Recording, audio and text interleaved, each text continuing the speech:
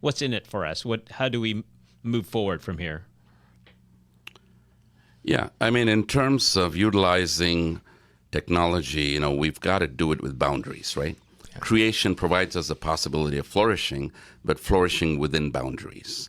And so that's always to be kept in view.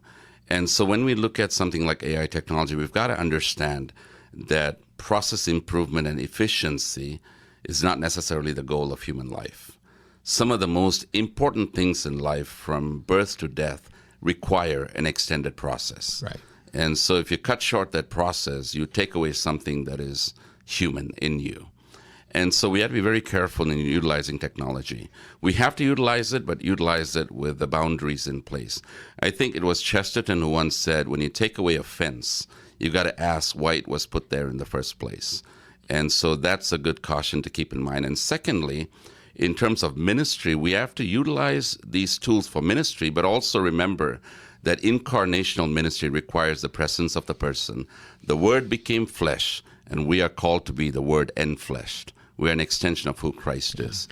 That is very good. Yeah, I would definitely echo that any individual that secedes his relationships to only those things that happen online and never actually reaches out and touches another person is a stunted individual. And we can easily do that with our thinking, just, typing in and looking for results for any one of a number of controversial topics that we may need to address, because the algorithm's going to feed you the things that you would be most likely to click on.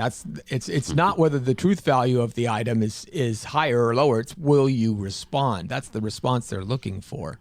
And B, usually something that's more provocative, so that you're staying longer and seeing the ads more and things like that. So we have to realize that other ways need to be approached, and we need to think about how we step away from those tools as much as how we use them.